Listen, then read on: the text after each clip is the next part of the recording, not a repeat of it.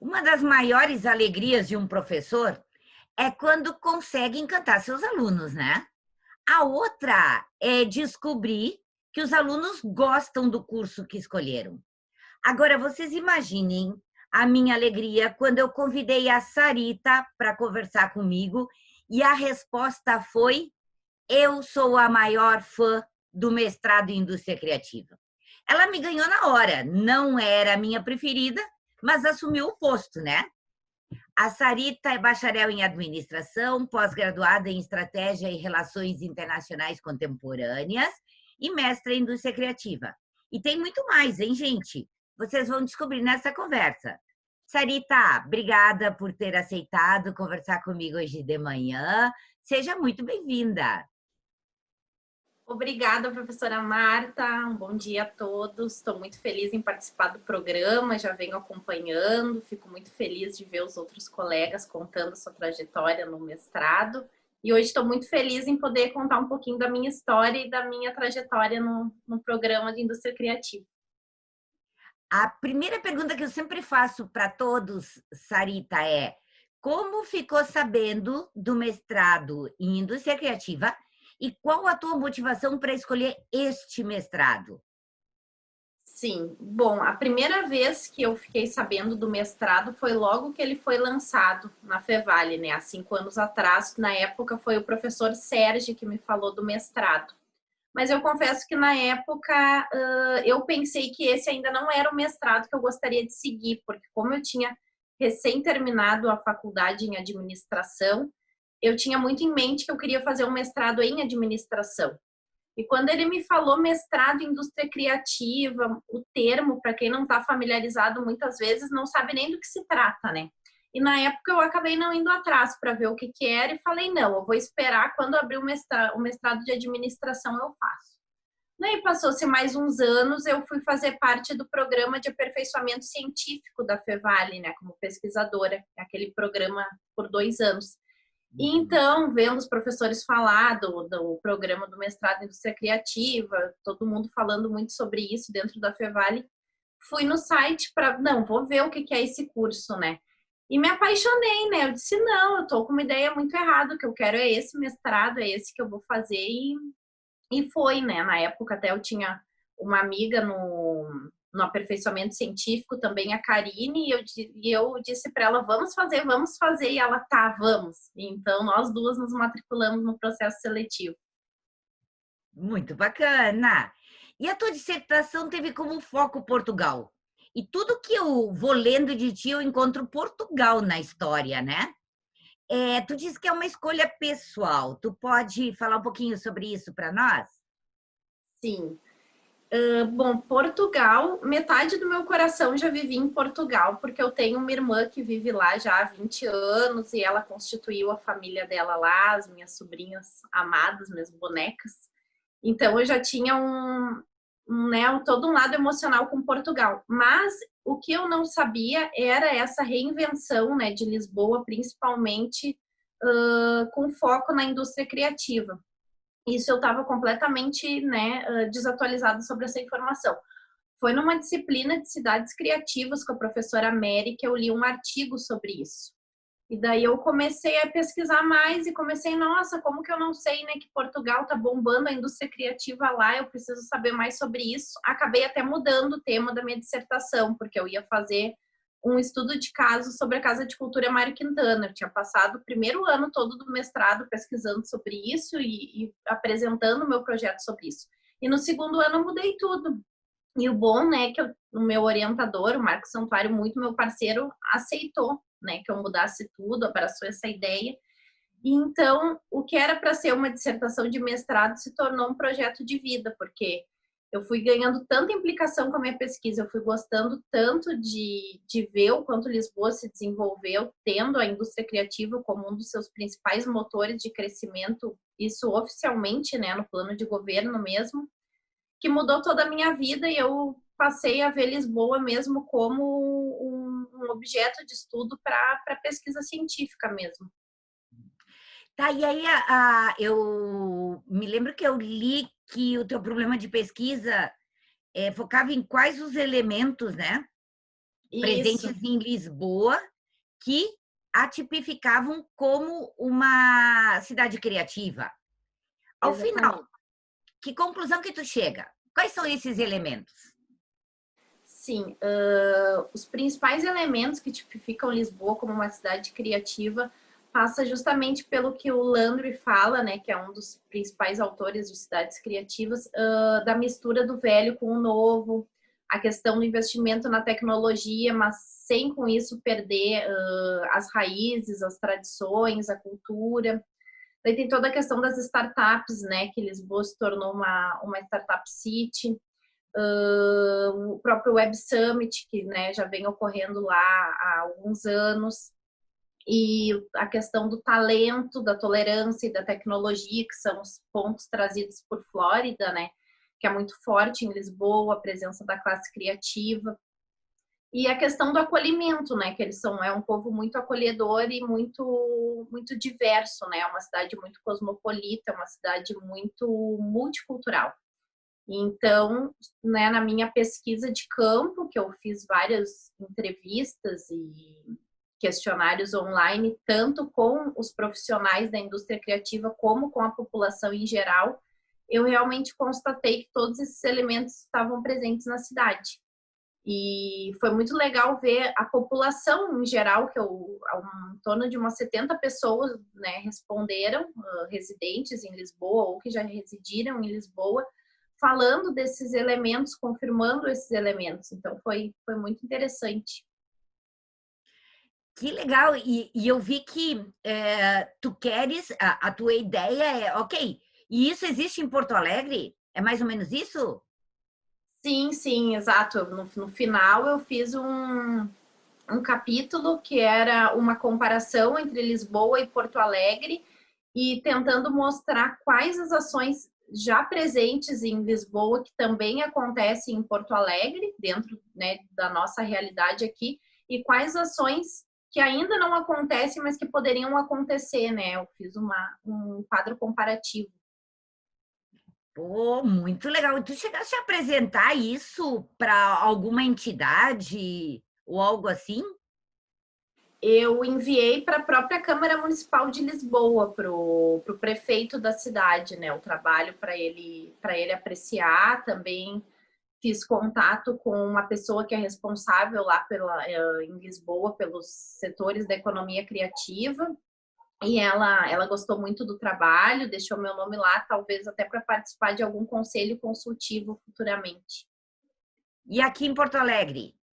Aqui em Porto Alegre acabou não dando muito tempo, porque eu terminei o doutoramento no final do ano de 2018 e em 2019 já fui para Portugal, né, para iniciar o doutoramento. Então, aqui acabou que ainda não deu tempo, né, de eu fazer essa aproximação com as entidades públicas para mostrar o meu trabalho e verificar de qual forma o meu trabalho pode ser útil, mas é algo que eu ainda quero fazer, algo que eu ainda pretendo fazer.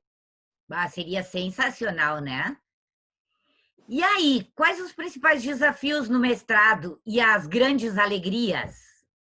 Bom, desafios eu considero que o principal é dar conta das leituras, né? Porque é muita coisa para ler. Quando a gente vê, a semana já passou de novo. Quando a gente recebe aquela lista enorme de leitura para as próximas aulas, a gente pensa, ai, tenho toda semana para isso, né?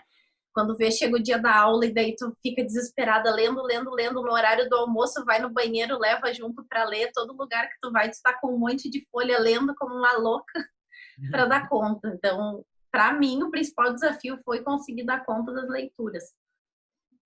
Incrível que eu achei que tu diria que é fazer uma pesquisa à distância, porque deve ser um Não, desafio não também. achei tão difícil. Não, a questão da pesquisa, claro que não é a mesma coisa do que tu fazer uma pesquisa presencialmente, né? Porque às vezes é mais difícil de tu obter o retorno. Também tem a questão da diferença de fuso horário, né? Que a maior parte do ano a gente fica aqui 4 horas, né, a menos do que Portugal, então isso dificulta um pouco.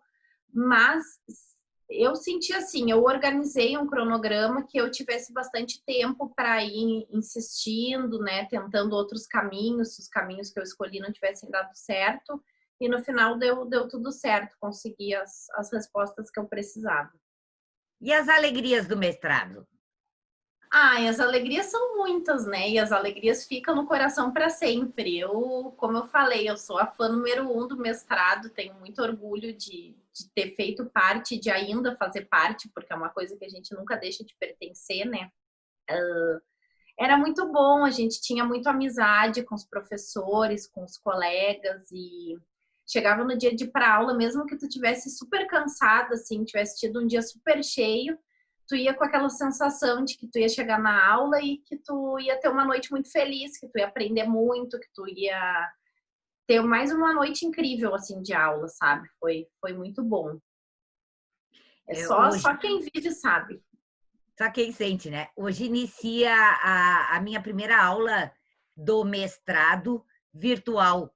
E sabes que eu tô numa ansiedade, sabe, marinheiro de primeira viagem, eu acho que é a primeira aula que eu vou dar, porque eu me sinto tão eufórica. E eu acho que é isso que os alunos também sentem, né? Sim, é uma euforia, é uma Marinheiro É, sensação de de primeira euforia, é muito viagem, é, bom. Marta? pois é. Marinheiro de É, primeira viagem. A voz de Deus. Martinha. mas eu estou assim numa euforia, esperando, ansiosa chegar às 6 horas. E não deveria ser, porque eu leciono há tanto tempo. Mas não sei, esse mestrado mexe com a gente. Pelo menos comigo mexe muito, né? Sarita, lendo os agradecimentos da tua dissertação, a gente percebe como tu é especial. Me encantou cada linha que eu li sobre os pastéis de Belém, né? Que não podia faltar, sobre a fala do teu pai de nunca desistir dos teus sonhos, a valorização do ser humano, das tuas sobrinhas ou sobrinhos, né? Que tu evidencia lá, e a Sol. Me fala um pouquinho sobre isso. Família, conta para eles quem é a Sol. Sim. Bom, os pastéis de Belém foi uma surpresa que a minha mãe fez um dia que eu estava muito cansada, né? Porque ela sabe que eu sou louca pelos pastéis de Belém. Quando ela vai visitar a minha irmã, ela já traz um na mão, porque quando ela volta, isso que ela fica 3 meses lá, eu dou um abraço nela e eu já digo, me dá meu pastel de Belém que eu quero comer. E então ela tinha feito uma surpresa, ela trouxe e deixou congelado alguns. E daí um dia que eu estava muito cansada, que eu tinha virado a noite escrevendo dissertação, porque chega um ponto que se a gente não faz isso, a gente não dá conta, né? E daí virei a noite escrevendo, e quando eu vou na cozinha, tá ali aqueles pastéis de Belém me esperando, né, como recompensa.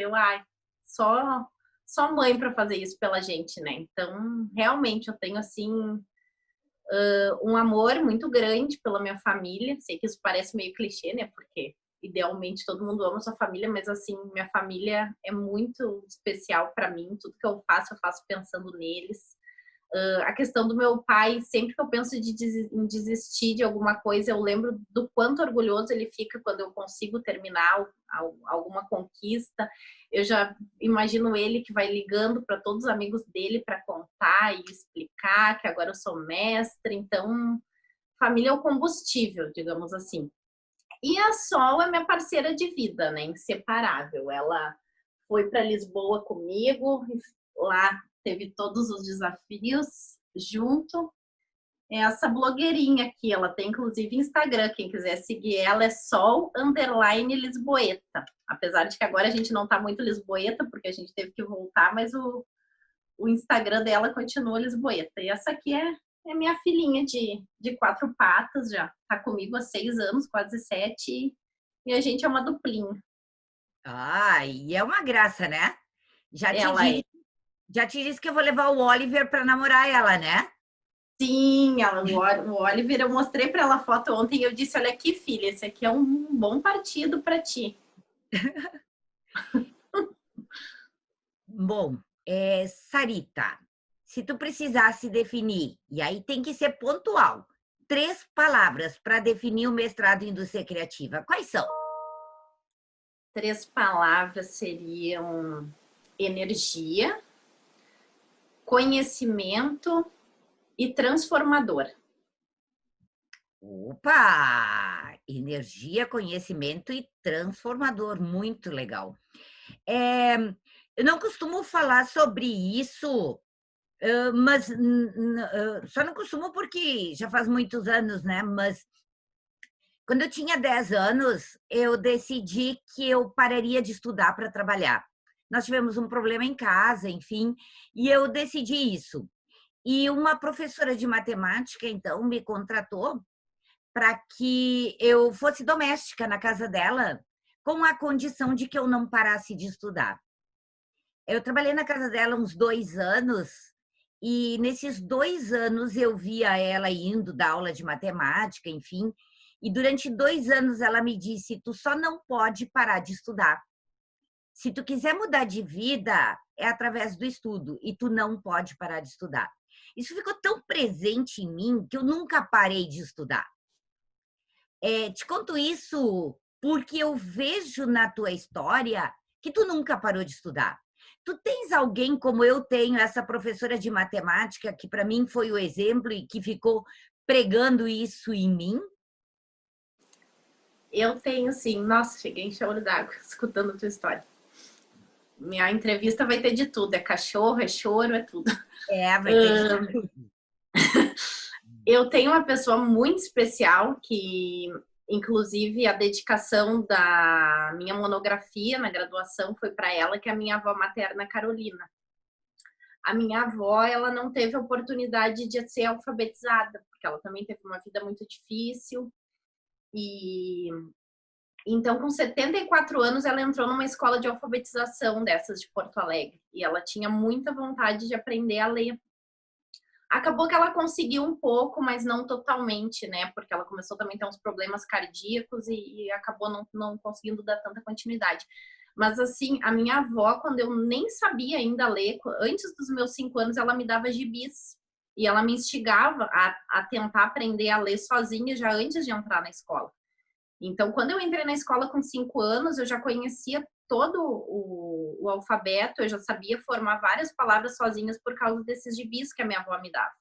E isso me marcou durante toda a minha infância e toda a minha vida adulta. Então, sempre que se torna difícil para mim o estudo, ou que às vezes a gente pensa também parar em desistir por algum motivo, eu me lembro da minha avó e eu sigo em frente.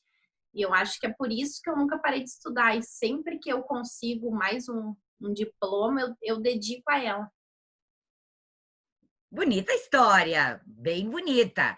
Eu acho que quem segue essa linha de sempre estudar acaba se inspirando em alguém, né?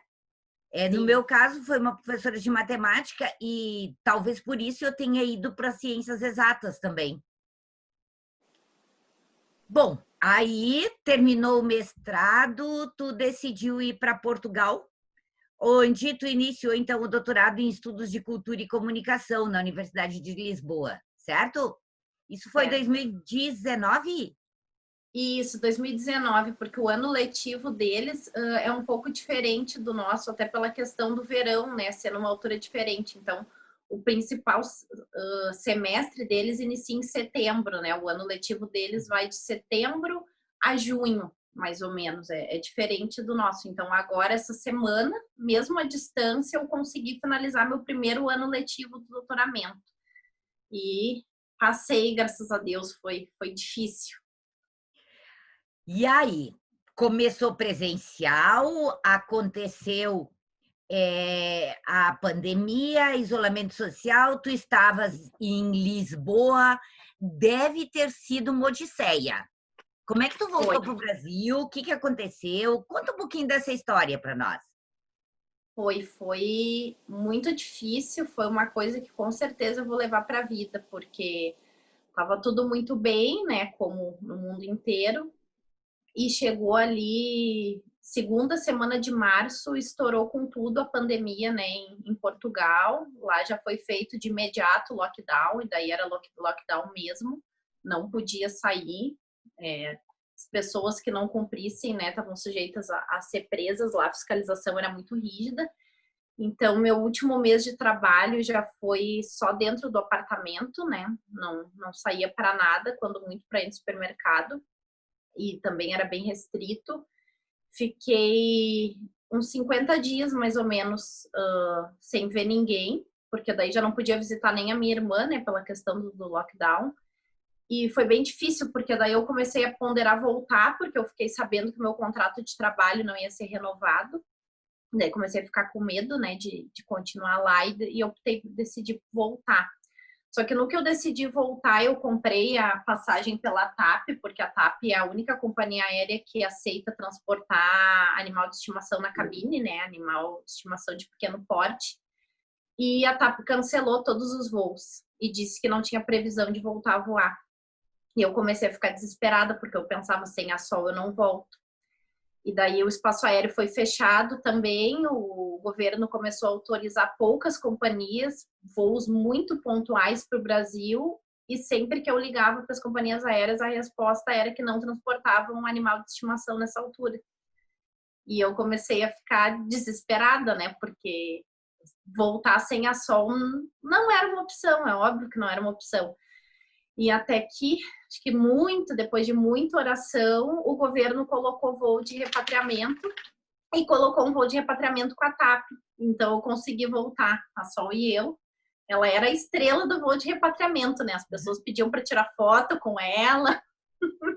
E foi uma loucura, né? Porque as pessoas que estavam voltando nos voos de repatriamento, praticamente todas, né? A maioria eram turistas. E eu não, né? Eu era uma pessoa que tinha ido para ficar lá pelo menos 3 anos, então eu tinha minha mudança para trazer. E o voo só permitia trazer uma mala. E eu pensei, eu não posso voltar só com uma mala, né? Desempregada e com uma mala eu preciso das minhas coisas. Então eu levei tudo pro aeroporto, assim, ó. Eu tinha umas 8 bagagens de mão, sacolinhas, e eu fui fazendo amizade com os brasileiros repatriados na fila e pedindo para eles levarem as minhas malas de mão, cada uma pelo menos. E assim eu consegui trazer as minhas coisas, né? No aeroporto era uma loucura, várias pessoas me ajudando a carregar as coisas e eu carregando a Sol, e no fim deu tudo certo. Agora, que bacana isso que tu diz, várias pessoas se ajudando. Eu imagino que estavam todas desesperadas para voltar.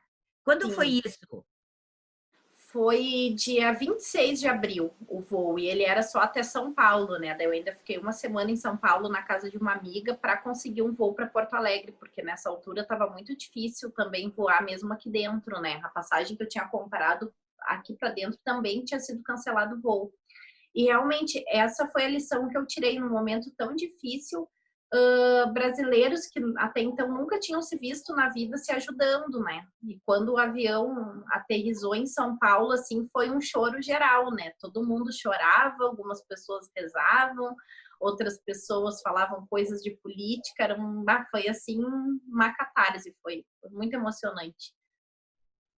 Pô, história, hein? É E eu acho história. isso fica marcado. É uma coisa que nunca mais tu esquece, né? Não esquece, fica muito marcado, assim, até mesmo todo esse período que eu fiquei completamente sozinha, assim, dentro do apartamento, me marcou muito a questão de dar mesmo valor ao tempo presente, dar o valor quando a gente tem aquele tempo de qualidade com a família, que às vezes a gente tá com as pessoas, mas a nossa cabeça tá em outro lugar, né? Eu era uma pessoa que eu era muito assim, até por essa questão de eu sempre ter muitas metas e sempre pensar qual é o próximo passo que eu quero dar. Muitas vezes eu estava com a cabeça não no presente, né? E daí me vendo lá fechada na pandemia, somente eu e a Sol, eu comecei a pensar sobre isso, né? Não, peraí, quando a gente tiver um churrasco de família, a gente tem que estar no churrasco com a família. Quando a gente estiver conversando com as amigas, a gente tem que estar ali, né? Não tem que estar pensando no futuro, porque o futuro é incerto, né? E essa pandemia veio para nos mostrar o quanto o futuro, né, é incerto. É verdade. E aí tu voltaste para cá e o Cris te engatou para trabalhar no grupo de pesquisa que está com o trabalho sobre o Covid, certo?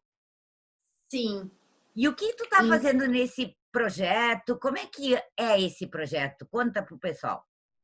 sim, isso do Cris é muito legal porque eu cheguei daí aqui, né? Tudo que a gente quer depois da gente estar quase um ano fora é poder ver todo mundo, abraçar todo mundo. E isso até agora não aconteceu comigo, né?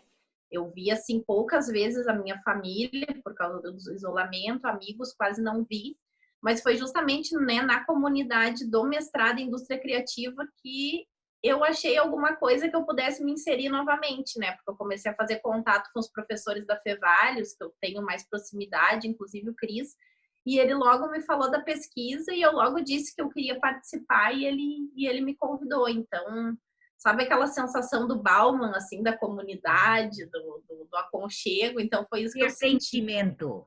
Pertencimento, exatamente. Então, ainda a gente pode dizer que o mestrado nos traz essa sensação de pertencimento.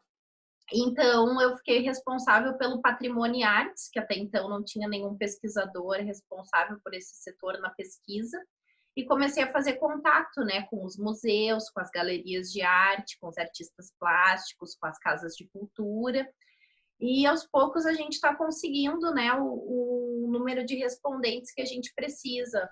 É muito legal, assim, quando eu entro em contato com os museus, eles agradecendo e dizendo da importância da nossa pesquisa, do quanto eles se sentem valorizados de ter uma instituição como a Fevale preocupados com os setores da economia criativa, que são setores que muitas vezes em momentos como esse não são, num primeiro momento, tão evidenciados, né? E com certeza são os setores que mais estão sofrendo agora.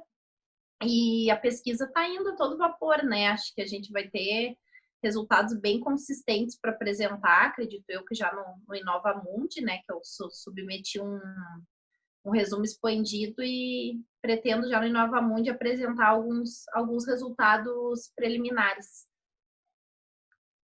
Ontem o Cris já deu uma entrevista também sobre o Sim, projeto, né? sim, eu assisti, foi bem bacana. Ah, não, eu tô pedindo autógrafo já para ele, né? Porque tá ficando. Tá ficando muito famoso. E aí, olha só, quem quer fazer o mestrado ou quem está ingressando agora, nós temos um time novo aí chegando. O que tu diria para essas pessoas? Eu diria que é o melhor investimento que você pode fazer. Para mim, assim, o melhor investimento que eu já fiz até hoje em mim, no meu desenvolvimento pessoal, na minha carreira, sem dúvidas, foi o mestrado, foi o que mais me abriu portas até agora. E eu digo, quem está com vontade, se joga, porque como o Cris e o Marçal disseram no primeiro dia de aula, que eu sempre gosto de contar, porque eu no dia achei um exagero, porque eles disseram assim, né? Eles gostavam muito de dar aula os dois juntos, porque o Cris dava a disciplina de criatividade, na sequência era a disciplina do Marçal. Então, geralmente o Marçal já ia junto e ficava esperando a aula dele. E ali era transformador, né? Ali que virou a minha cabeça totalmente. Esses dois são os responsáveis. E no primeiro dia de aula eles disseram assim: olha, se no final de 2 anos nada mudar na cabeça de vocês, a vida de vocês continuar completamente igual, vocês parem e pensem. Porque daí é porque vocês fizeram alguma coisa de errado no mestrado. Vocês não fizeram o mestrado certo. E eu pensei, nossa, que exagero, como é que em 2 anos vai mudar tanto a minha cabeça? Não vai, né? Recém fiz uma pós-graduação de 1 ano e meio, continuo a mesma pessoa, eu só adquiri um pouco mais de conhecimento, mas, né? Pois é verdade, a cada mês que passa no mestrado, tu vai te sentindo tão desafiado, tu vai te sentindo questionado, tu começa a questionar, tu começa a, como é que eu posso dizer? A minha zona de conforto começou a se tornar extremamente desconfortável para mim com o mestrado. E ali foi um caminho sem volta, assim, de mudanças, de transformações. Então, eu digo, quem estiver pensando em fazer o mestrado, faça, porque não vai se arrepender. Ah, boa! Agora eu vi a fã número 1 do mestrado. Viu só? E a tua turma? O que tu gostaria de dizer para a tua turma do mestrado? E a minha turma era demais, né? Eu sempre vou achar que nós éramos os melhores, não adianta, né? Inclusive, eu vou fazer uma fofoquinha aqui, que eu tava pensando essa semana, que quando a gente entrou no mestrado, as admissões do mestrado eram anuais. E bem quando a gente entrou no meio do ano, passou a ser semestral. E a gente não conseguia disfarçar o ciúme dos novatos. Porque a gente era aquele grupinho ali de umas 11, 12 pessoas, a gente tinha todos os professores só para nós, atenção só para nós. E quando a sala ficou cheia, a gente tinha tanto ciúme, a gente tinha ranço, essa é a verdade. A gente teve que que aprender a trabalhar aquele ranço, porque daí a gente começou a ver, não, mas até que os outros colegas são legais também, até que a gente também pode conversar com eles. Mas assim, ó, num primeiro momento foi um ciúmes, foi uma coisa assim que a gente já achava que a gente sabia muito, né? Que a gente estava muito à frente deles, como assim? Veteranos. Então, os veteranos, né? Então, tô entregando todo mundo aqui, que a gente ficou com muito ciúme, muito ciumado, mas depois deu tudo certo. E hoje em dia eu tenho vários amigos das outras turmas também de mestrado, só brincando. Mas, assim, nossa turma era muito unida, é unida até hoje. Até hoje a gente tem um grupo no WhatsApp, a gente acaba nos falando muito, né? Porque com o tempo os assuntos vão ficando mais espaçados, mas a gente tem muito carinho, assim, um pelo outro.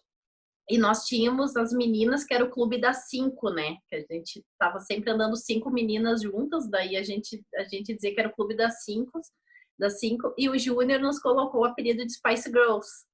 Então eram as Spice e os Backstreet Boys, era muito engraçado, a gente brincava muito, era muito bom. E agora? Tá tudo fechado, tu não volta para Portugal agora, tu volta. Como é que dá sequência no doutorado? O que tu tá pensando em fazer?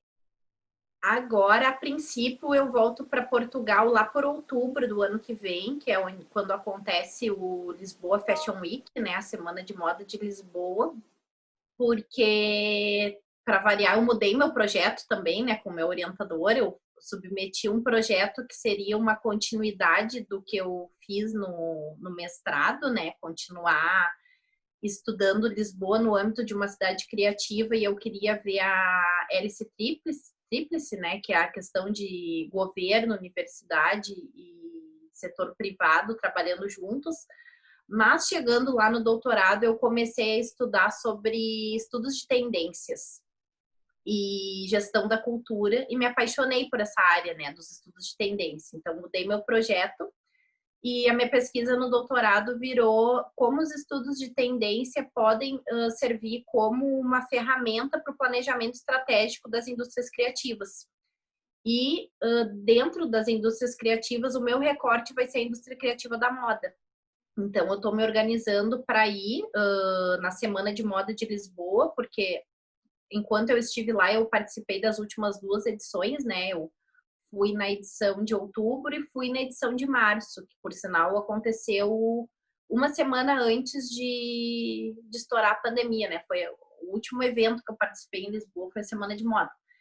Então, tô me programando para ir nesse período, daí eu vou fazer a pesquisa de campo, né? Pretendo fazer uma pesquisa de campo lá pelo menos por 20 dias, uma etnografia, e depois eu tenho que voltar mais uma vez, pelo menos, para defender a tese, né?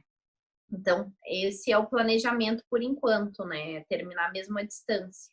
Porque as disciplinas eu já terminei, né? Eu só tenho mais uma disciplina, que é de leituras orientadas, mas daí ela de qualquer forma seria distância, né? Porque ela é só leitura orientada para tese.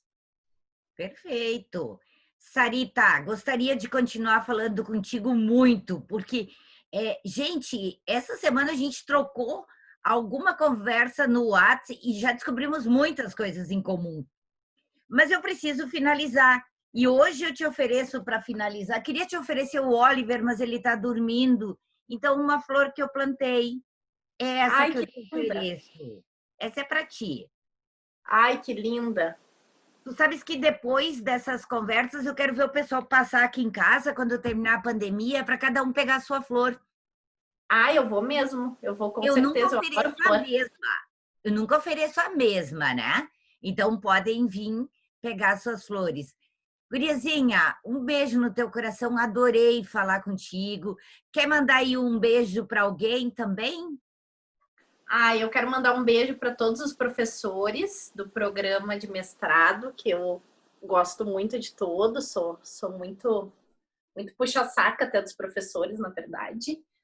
Quero mandar um beijo, né, para a parte do meu coração que vive em Portugal, para minha irmã, para o meu cunhado, para minhas sobrinhas. Agradecer mais uma vez por todo o suporte que me deram, para os meus colegas do doutorado também, para os professores do doutoramento, para toda a minha família. E dizer que eu e a Sol, a gente tem muito amor no coração por todos vocês. E ela se presta, olha só, Ela se presta, querida. ela faz dancinha, qualquer coisa que eu quiser fazer com ela, ela faz. É uma artista. Cris, muito obrigada outra vez por nos ajudar aí, por gravar, editar o programa.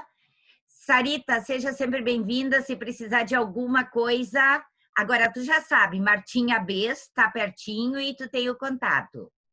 Com certeza, digo mesmo, estou sempre à disposição para vocês. Um beijo muito grande, muito obrigada pela participação. Cris, dá o ar da graça. Eu dou aquele tempinho para fechar para eu poder fazer o corte direitinho, né? Mas deu tudo certo, vou parar a gravação aqui.